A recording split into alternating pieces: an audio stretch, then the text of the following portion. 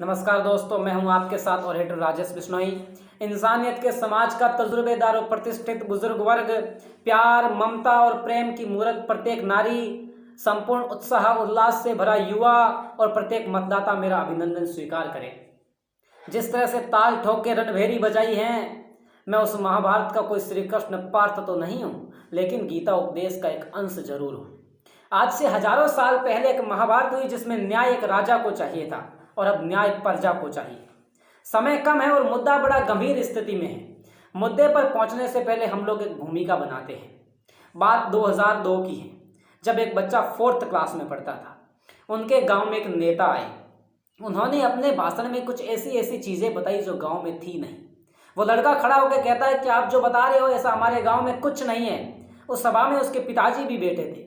खड़े होके आए, उस लड़के के कान के नीचे 2 लगा दी। कहा तो ज्यादा जानता है इनसे, बड़े लोगों के सामने बोलता है, वो इंसान जो बता रहा है वो सब सच है। अब बदलाव कहां से आता है? बात 2016 की है, जब बच्चा अपनी कॉलेज एजुकेशन कंप्लीट कर चुका है, उसकी ग्रेजुएशन कंप्लीट हो चुकी है, तो उनके गांव में एक नेता आए। उन्होंने अपने भाषण में कुछ ऐसी ऐसी चीजें बताई जो गांव में थी नहीं, लेकिन लड़के ने कुछ नहीं कहा। जैसे वो घर पहुंचा, उसके पिताजी ने खींच के कान के नीचे 2 लगा दी। कहा, बेटा जब तुझे पता है कि उसने जो कहा वैसा हमारे गांव में कुछ नहीं था, तो तू चुप क्यों था? उस लड़के ने कहा, मुझे कोई ज्यादा जरूरत है क्या? वह हर इंसान चुप था।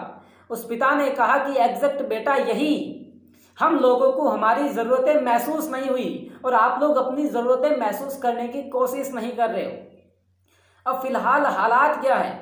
नेताजी के फटे जूते, घिसी चप्पलें पांव में, सरपंच के चुनाव आ गए मेरे गांव में। खीर, हलवा, लापसी, सांगरी सब बटेगी। अब कुछ दिन तक जनता अकड़ अकड़ के चलेगी। हर जुबा पर चुनाव की बातें होंगी, प्रचार में लोगों की दिन रातें होंगी। कड़वी चाले चलेगी नीम की ठंडी छांव में, सरपंच के चुनाव आ गए मेरे गांव में। जो जवाब नहीं देते थे उनकी तरफ से सलाम आने लगे हैं।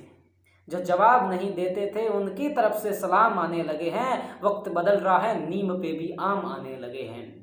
अरे गलियों में इतना कोहराम क्यों है? हर चेहरे पर इतना तनाव क्यों है? पता चला कि करीब सरपंच के चुनाव आने लगे हैं। एक भला मानुस चार्ल्स कैट्रिक, उसने कहा कि किसी समस्या को ठीक ढंग से बताना उसका आधा हल होता है। हम जिस मोड़ पे खड़े हैं वह हमारी समस्या है, हमारा नेता। क्योंकि नेतृत्व का मतलब होता है सही रास्ता बताना, हुकूमत करने का नहीं। और हम में से कोई भी इंसान एक ऐसा सरपंच नहीं चाहता जो खुद प्रशासन की निंदा करता हो, जो खुद डेमोक्रेसी की निंदा करता हो, जो खुद लोकतंत्र की निंदा करता हो, जो खुद हमें कहे कि भैया प्रशासन तो ऊपर से लेके नीचे तक लीक है, मुझे सरपंच बना दो फिर सब ठीक है। और एक बात तो हमें वैसे ही समझ नहीं आ रही कि जो इंसान गरीबों के लिए लड़ता है वो लड़ते लड़ते अमीर कैसे हो जाता है। और फिलहाल हमारा मुद्दा क्या है कि हमारा सरपंच कैसा हो। क्योंकि बहुत सारे प्रत्याशी अपना पोस्ट छपवा के लिखते हैं कर्मठ, नेक, ईमानदार, समझदार, संघर्षशील, शिक्षित। अब सच्चाई क्या है वो तो हम सब जानते हैं। हम लोग यहीं के ही तो आदिवासी हैं। और तो और नीचे ये भी लिखते भूतपूर्व सरपंच का पोता। अरे दादाजी जगह 5 साल तीर मारिया नहीं बेबी अच्छी तरह हो जाना। एक ऐसा चेहरा लेके आओ, एक ऐसा बंदा लेके आओ जो बताए कि भैया हमने धरातल पे ये काम किया है और आगे आने वाले 5 सालों में हमारा ये विजन है। हम गांव में ये काम नया करवाएंगे। गांव में पानी की पूर्ण व्यवस्था होगी, हर गली का डामरीकरण होगा, हर घर शौचालय होगा, शिक्षा के क्षेत्र में हम ये काम करने वाले हैं। ऐसा एक प्लान दो और उस चीज की हमें गारंटी दो। गांव की सरकारी हॉस्पिटल, गांव में अनाज मंडी, गोचर भूमि, ऐसा एक प्लान और उसकी गारंटी देते हो तो मैं कहता हूं जीत आपके लिए बेहतर ऑप्शन है, पहली चॉइस है जीत आपके लिए। खुदा ने खास्ता किसी पॉलिटिकल कंट्रोवर्सी की वजह से आप हार भी गए तो ट्रस्ट मी, यकीन मानिए हमारे ऊपर किसी इंसान की जीत की खुशी से ज्यादा हम आपकी हार के चर्चे मशहूर कर देंगे। बस आप प्रूफ करके दिखाइए कि हाँ ये वजह है भैया हमें वोट देने की, और कुछ इस तरह से लड़ करके और हार करके दिखाए कि सामने वालों को अपनी जीत का भी पछतावा हो। लोग अक्सर कहते हैं कि पंचायती पंचा नहीं सौ बात है। हो सकता है भगवान की भी यही मर्जी हो कि भैया आप अपने पैरों पे खड़ा होने से अच्छा है अपने मुद्दों के बल पर सामने वाले की खटिया खड़ी कर दो। और अच्छी बात यह है कि बहुत सारे बुजुर्ग प्रत्याशी चाहे किसी भी आरक्षित सीट से हो, गांव के सामने भी खड़े होकर कहीं ना कहीं गांव के साथ में खड़े हैं। हर उम्मीदवार उनसे राय ले, राड़ ना ले, लेकिन कमाल की बात यह है कि इस वक्त कुछ नए नए चेहरों का इस तरह से निकल करके आना ये बताता है कि भाई साहब अब सोच बदल चुकी है, समझ लो बहुत कुछ बदलने वाला है। लेकिन हर उम्मीदवार, हर प्रत्याशी एक चीज याद रखे, never break two things in your life. दो चीजें जिंदगी में कभी मत तोड़ना, ट्रस्ट एंड प्रॉमिस, आपका भरोसा और किसी से किया गया वादा। Because when they break then don't make a noise but pains a lot. जब ये चीज़ें टूटती हैं तो आवाज़ नहीं आती, लेकिन दर्द बहुत होता है। आपके जब वादे और आपका भरोसा टूटता है तो दर्द बहुत होता है जो मैं शब्दों में बयान नहीं कर सकता।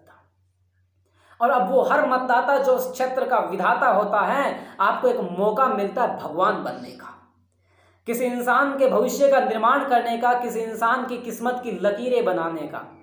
एलिस वॉकर ने कहा कि हम लोग आमतौर पर अपने अधिकार ये सोचकर खो देते हैं कि हमारे पास कोई अधिकार था ही नहीं।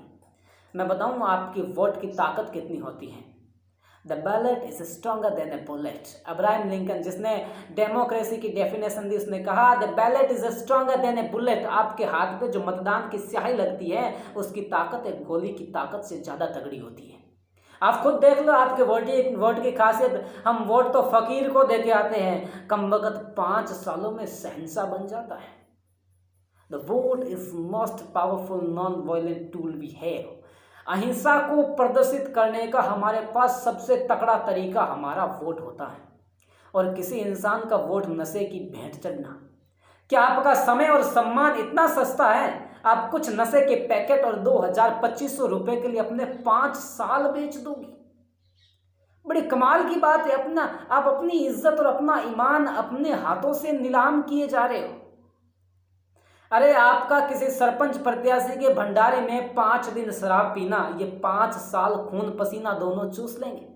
और वोटिंग के दिन आपके हालात क्या होंगे? एक बंदा ईवीएम के सामने जाके खड़ा हो गया, काफी देर तक खड़ा रहा, तो पोलिंग ऑफिसर ने पूछा भैया क्या सोच रहे हो? तो बोला सोच रहा हूं यार रात पिलाई किसने थी। मैं कहता हूं हम लोगों ने हमारे गांव के प्रति, हमारे क्षेत्र के प्रति जितनी भी गलतियां की हैं उन्हें सोचकर पछताओ।